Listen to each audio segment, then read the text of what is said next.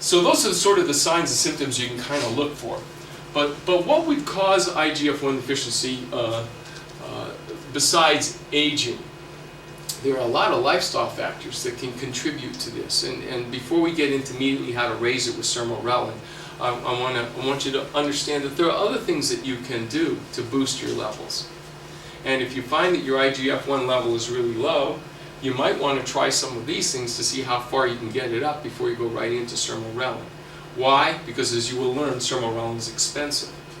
And so if you can, the less you have to use, the better for that reason alone. Oral estrogen replacement therapy. So oral estrogen, doesn't make any difference if it's natural or synthetic. Synthetic is, been proven to cause cancer, so we never use that. Bioidentical is safe, it doesn't do anything like that. But I never give my hormones anymore orally, because it has been proven now in studies to show that oral hormone replacement therapy does cause IGF-1 deficiency.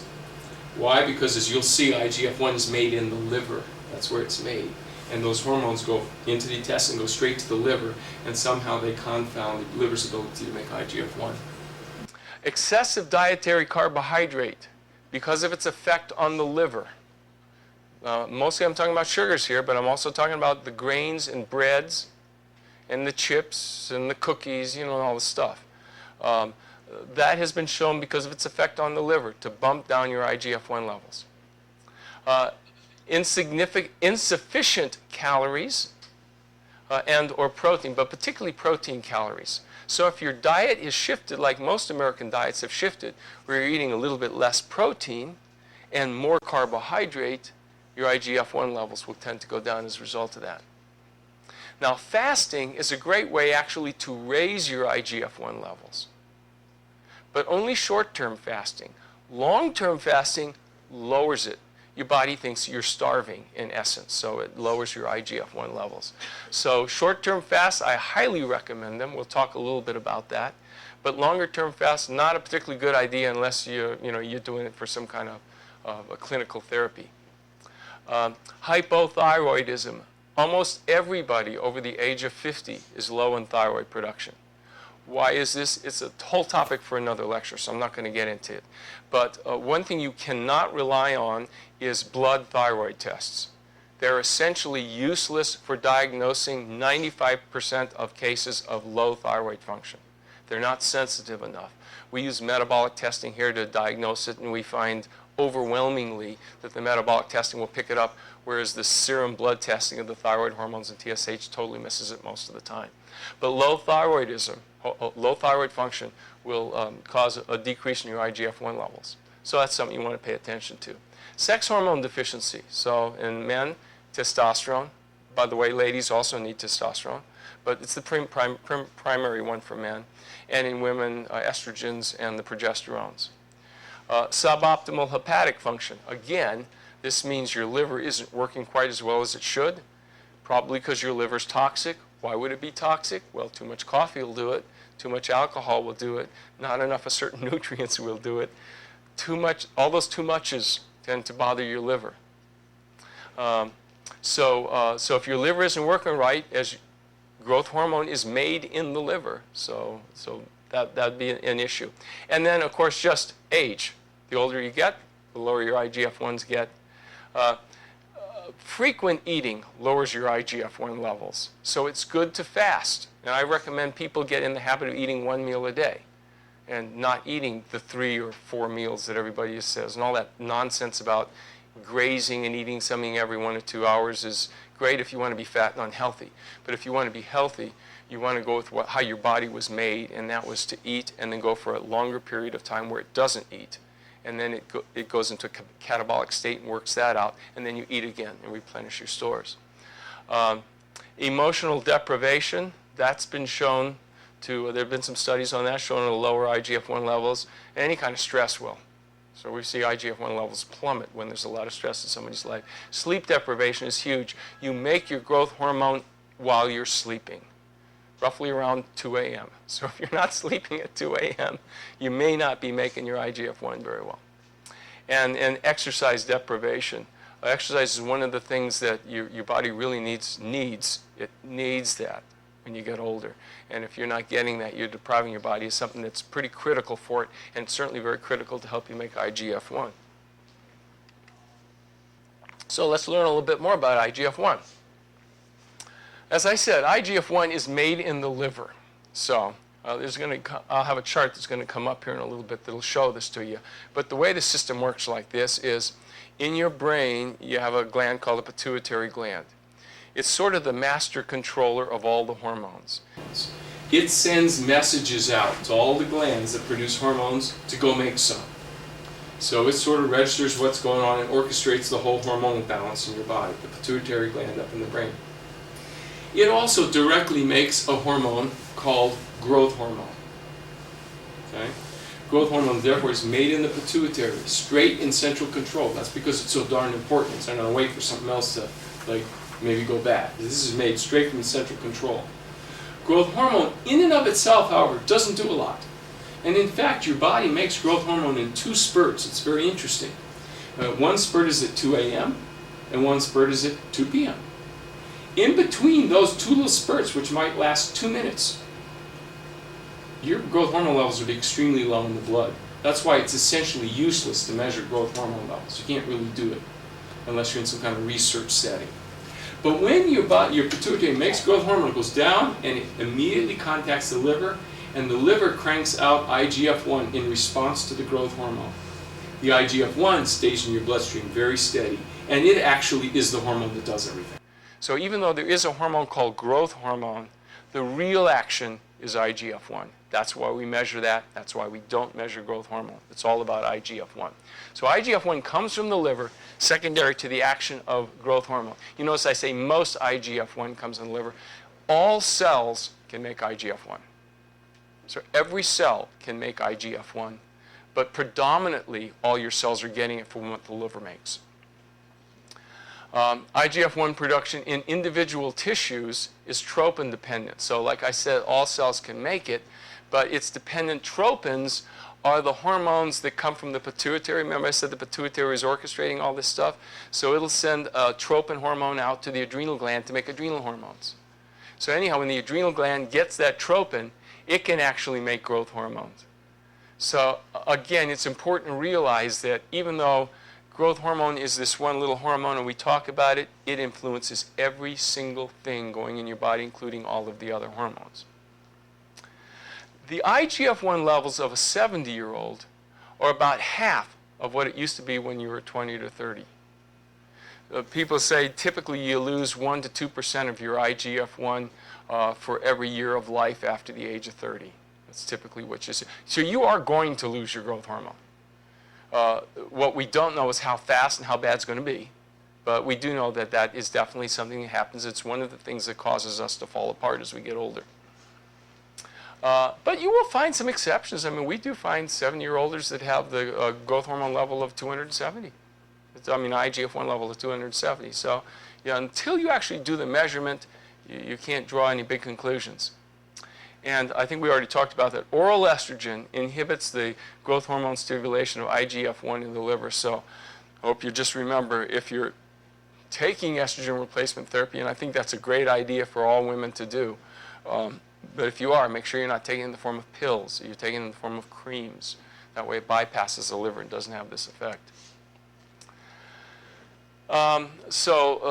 This again comes from a chapter in Williams' textbook of endocrinology called Variations in Nutritional Status are as important in growth hormone in modulating serum IGF-1 levels. So this is just a quote from the book. And I put this in there so that you can understand that even though tonight's lecture is going to be about raising your IGF-1 levels by taking Sermorelin, I want you to understand that you can raise them by fasting. But not by fasting over 48 hours. And I guess we already covered a lot of this, the calories and the protein and the carbohydrate. And also by exercising. So first thing I want to do before we get into actually how to raise it with Sermorelin is to make you understand that increase the protein in your diet. A good little number is to 1.35 grams per kilogram per day. That's probably more protein than most people are used to. Shift your diet more towards protein. By the way, it doesn't have to be animal protein. You get a lot of protein from vegetables. I do not like grains. Grains are awfully high in glycemic. They're high in carbs. They're high in sugar. I do not like them as a source of proteins. But beans are really good. Any vegetables have good quality proteins in them. Soy, of course, is a bean. That has a good protein value to it as well. And, of course, any of the animal proteins like eggs and meats and such. And watch those carbs. Amino acids are a pretty good thing to take on a regular basis. One of the best amino acids to raise your growth hormone levels is an amino acid called L-glutamine. Another really good one is one called L-lysine. And another good one is L-arginine. And a lot of the bodybuilders, you can go into the health food store and you can buy these powders that will contain specifically those amino acids to help raise their IGF-1 levels, so they'll get more muscle on their bones. I mentioned this earlier. Skip meals. Get out of this dictum. I don't know who came up with this about, yeah, you're supposed to eat all the time. That actually isn't true. It's good to skip meals. So try and skip meals. And as I say, I recommend if people can, where are we? If people can, try to eat just one meal a day. That's a good way to go. And avoid oral estrogen. Okay, another thing you can do is avoid eating before bed. If you eat before bed, especially certain proteins, you will suppress your body. Remember, it's about 2 a.m. Your body's going to make this little spurt of growth hormone. You'll suppress that growth, that spurt of growth hormone, if you eat before you go to bed, except if you eat carbohydrates. Now, that's kind of, you might think, well, that doesn't make sense. You just told me not to eat carbohydrates. But if you eat carbohydrates just before you go to bed, and I'm talking about like half an apple, quarter of an orange, something like that, a little sugar load there. Not a whole lot, but just a little sugar load before you go to bed. It will stimulate the production of insulin, and there's this reaction that occurs where your body actually would make more growth hormone by doing that. If you study this, you'll see that certain bodybuilders, that's what they'll do before they go to bed at night. They'll eat some fruit and then take these special amino acid pills that I just talked about. And they'll try and get a little bang for that buck there. There are certain herbs and various products you can buy over the internet and in health food stores that are purported to raise your IGF-1 levels. People are always asking me, do these things in fact work? I will tell you, mostly they don't. Mostly it's just some company trying to make a buck. But if somebody asks me, say, well, I'm sure this works, I fine. I say, good. Check your IGF-1 level. Go take it and check your IGF-1 level again. If it's working, you'll see the numbers go up. There's a lot of scam products, a lot of them out there on the internet and in health food stores, and people insist they raise growth hormone levels, but when you actually break it down, they have absolutely no evidence at all to show that they raise IGF-1 levels. So mostly, I think that stuff probably, whoops, sorry. Clicked on the wrong thing. Okay. Optimize liver function, get adequate sleep. Those all make sense. Okay, other things you can do is treat all the other hormone deficiencies. So take a look at your thyroid, get your metabolism checked. Do not rely on thyroid hormones. In the old days, before I had metabolic studies to detect thyroid abnormalities, I would give thyroid hormone just based on clinical presentation, like the old docs used to do it 50 and 100 years ago. Examine my patient, talk to my patient. You can sort of figure out if the thyroid hormone depleted by that. Give them a little thyroid hormone. DHEA is an adrenal hormone that can be very helpful with IGF-1. Testosterone is the male sex hormone. Estrogen, progesterone, the female hormone. Regular, safe exercise. That just means don't overdo it. Don't be a weekend warrior that decides, I'm going to going from being this couch potato to being an Olympic athlete in the next 6 weeks. Just take it slowly and gradually increase. Think of exercise as being something that's lifelong. We're in no rush. We've got plenty of time to get in good shape. Okay, now we get into the reason you're here. Okay, Sermorelin. What is it? It's a biologically active analog of growth hormone releasing hormone, GHRH, growth hormone releasing hormone. So what it isn't is it isn't growth hormone. What a biologically active analog means is they make it in a laboratory. That's where they're making it. They're making it so that it looks identical to this molecule, GHRH, growth hormone releasing hormone. So remember I told you your pituitary makes growth hormone? Well, it doesn't do this on its own. Actually, the pituitary doesn't do anything on its own.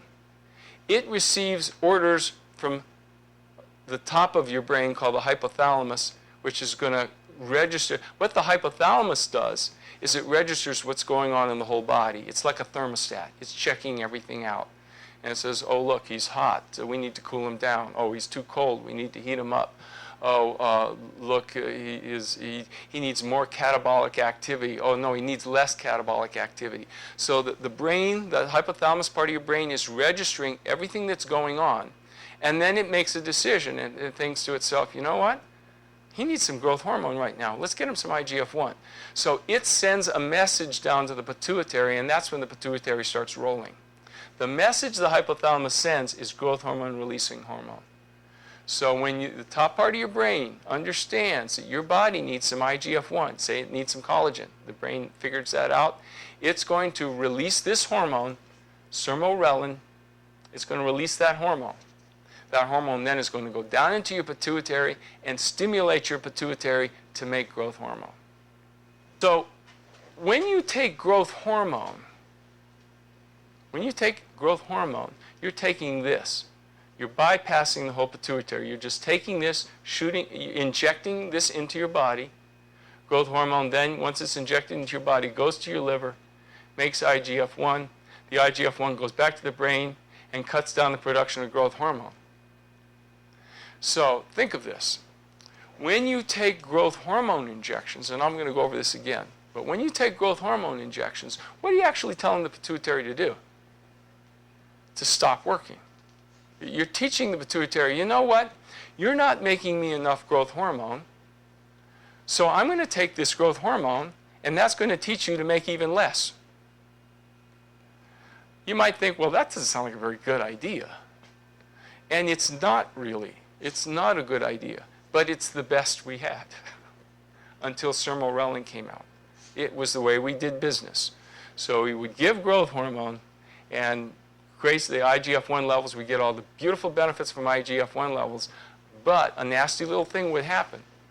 And that is, number one, we lost the entire feedback mechanism because this whole thing was circumvented. The thing between the hypothalamus, growth hormone releasing hormone, remember that Sermorelin, and the pituitary, that was all circumvented and just passed up by going straight to this. So we actually worsen things. And you could get side effects from growth hormone if you weren't careful with the dose. The cool thing about giving Sermorelin, just going right in here, is you maintain the entire axis. Nothing gets fouled up. Not only that, you not only don't negatively feed back to the pituitary, you actually improve the pituitary axis because you're stimulating it. I'll discuss this again in a sec to try to make this clear to yourself. So when you take Sermorelin, you see, you don't have to worry about the dose. It's self-regulating. We used to have to really pay pretty careful attention to lots of blood tests and stuff like that when taking growth hormone. And we would also notice, by the way, that if this is the amount of growth hormone you needed, after about 1.5 years of growth hormone, you need a little bit more. After about more of that, you need a little bit more. Why? Because what's happening is the negative feedback is causing your body to make less and less. And it's worsening the whole reason you start taking it in the first place.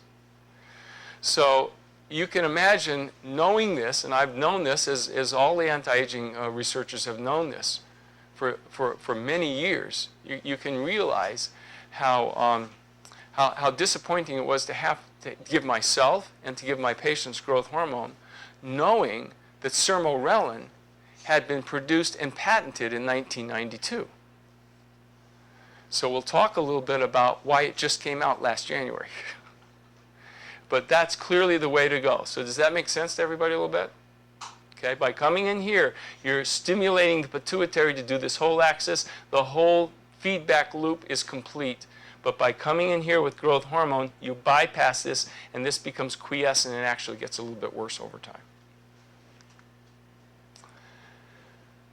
This is what happens when you take Sermorelin. Again, when you take growth hormone, because you're bypassing and actually creating a suppressive effect, you typically over time need to bump up the dose. And any of you guys who have been on growth hormone have probably seen this. One dose is just fine for a while and your IGF-1 levels are maintaining real nice. And then next year you come in, we check your IGF-1 levels and they're kind of down. You don't really know why, but you got to bump up the dose again. You keep on doing that. And of course, the more you take, the more expensive it gets. And so we've seen that. But look what happens with Sermorelin. If you look at the IGF-1s, remember now, we want to go up to around the low 200s. That's what we're looking at. So let's look at this patient here. He's a 50-year-old patient. His IGF-1 level is 134. And we give him Sermorelin. Sure enough, it bounces up to 195. But the interesting thing is that when you, I don't have the graphs here, but when you look at this over time, you'll see that the next month, he's up to 205. The month after that, he's up to 230. The month after, of course, he'll level out at some point, but it steadily goes up. Why? Because we're not suppressing the pituitary like we were with growth hormone. We're actually making it work better. So it's starting to crank out stuff on its own now. This is a much better therapy than giving growth hormone. Here's a 52-year-old patient, 126, went all the way up to 220. That's pretty amazing with Sermorelin. And each month it'll keep going up. So when you take this, what you want to do is for the first 3, 4, 5 months, you just check your IGF-1 level every month. Because what you're going to see is it's going to go up, it's going to go up, it's going to go up, and then it's going to tail off. And then that's where you're going to end up. It doesn't get any better than that. And that's the number we're going to treat for. So if if you're this guy, 56-year-old person, there's probably a woman. Women don't respond as well to it. You tend to need to give them higher doses. 113, a little bit later, it's only 126. Didn't get much of a rise. We wouldn't want to probably immediately increase the Sermorelin dose until we followed that person over a 2 or 3 month period, because you never know, this might be 175 the next month. Okay, so by now, you might be starting to be able to answer some of these questions that I'm throwing up here. Why Sermorelin is better than human growth hormone? That's HGH. In terms of injections. Now, Sermorelin is an injection. These things are very similar to the hormone insulin. That's the way I explain it to people. Everybody knows that diabetics need insulin. At least a lot of them need insulin. Everybody also knows they have to take it in the form of a shot. Nobody has figured out a way to have an insulin pill. Why? Because it's such a complex molecule, it won't withstand the GI tract, and it just won't work. So you have to use it as an injection. These molecules are also complex, and they get broken down in the GI tract. So as of yet, nobody has figured out a way to get either Sermorelin in or even growth hormone in without taking it as an injection. So it is an injection that you take. So why is Sermorelin better than taking growth hormone? Because it has none of the potential side effects of growth hormone. We see 0 side effects with Sermorelin at any dose. It's self-regulating. You give too much Sermorelin to somebody, all you're doing is wasting their money. You're not going to hurt them. This is not true with growth hormone. Too much growth hormone, you can give carpal tunnel syndrome, you can give arthritis, you can cause diabetes with too much growth hormone. That's only with too much. I want to scare you. If you're already on growth hormone, don't be scared. That's if you take too much. But with Sermorelin, it's very safe. It's a built-in safety factor with it. Secondly, by stimulating the pituitary, Sermorelin preserves the growth hormone regulating axis. So we kind of covered that.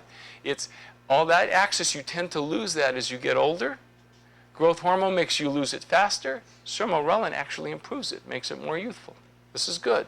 Because remember, it's this growth hormone, the pituitary growth hormone regulating axis that regulates all the other hormones in the body. So you want it to be better. Thirdly, by stimulating the pituitary, Sermorelin also blocks the cascade of pituitary failure that occurs during aging. Like I said, as you get older, everything goes to pot, right?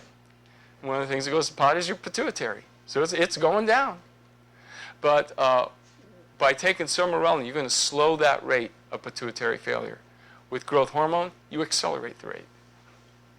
And lastly, Sermorelin, unlike growth hormone, has a direct effect on the brain to promote slow-wave sleep. So growth hormone itself won't promote sleep. But sermorelin, by inducing the pituitary to make growth hormone, promotes sleep. One of the things that most people have problems with as they get older is getting some good quality restorative sleep. Sermorelin does great in this way. We've used it now for 4 or 5 months. I've been on it for about that same period of time, and I've noticed my sleep improving, and most of my patients report that their sleep has improved. We didn't see this with growth hormone. So those are 4 nice reasons why I think sermorelin is the best way to go. Now, taking sermorelin, okay, it's the same. We use the same needle that diabetics use. It's a little tiny needle. Don't let the shot itself, shouldn't scare anybody. Essentially, there's only one downside to either growth hormone or sermorelin, and that's its cost. It's expensive. Shy of that, in terms of sermorelin at least, that is one negative thing I could say about it. There's a list this long about positive things. But the one negative thing is that it's kind of expensive. For a man to take it full time, you're looking at $225 in that order. Now, that's about, because, you know, some men are going to need more, some men are going to need less. And for women, women typically need more to get the same raise in IGF-1 levels. So a lady will have to spend in the order of $250 a month.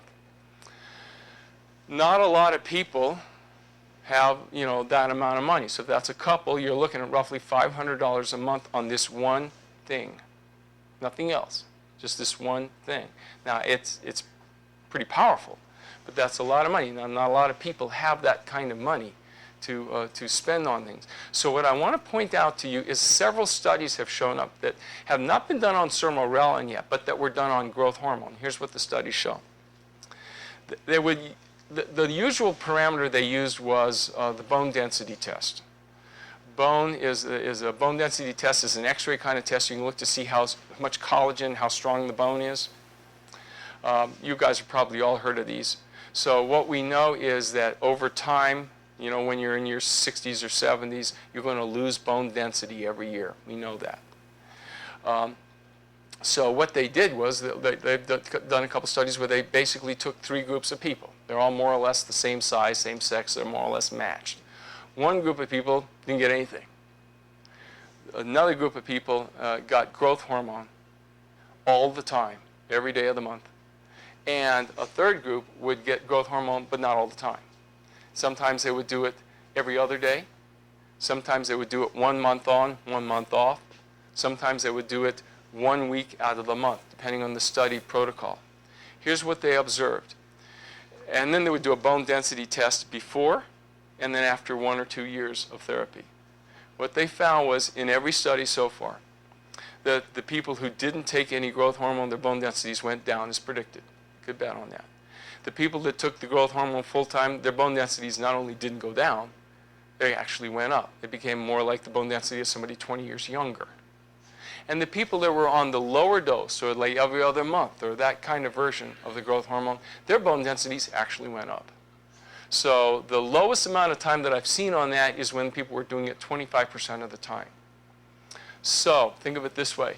If you know, somebody can't spend $250 a month, they can take 20% of that would be $50 a month. So just take it 1 week out of every 5 weeks, you'll still get benefit. You're still helping a little bit. So it's just something to think about.